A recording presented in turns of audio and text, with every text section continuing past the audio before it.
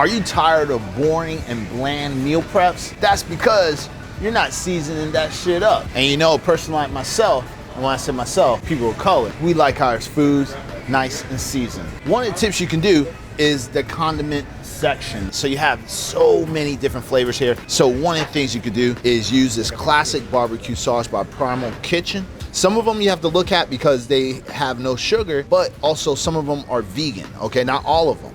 But if we look at the serving size, 2 tablespoons is only 15 calories, and if we look down, you're only getting 3 grams of carbs. You can really put this in your foods, make it taste nice and good without worrying about all the extra calories. Also, we have right here the Good Food for Good.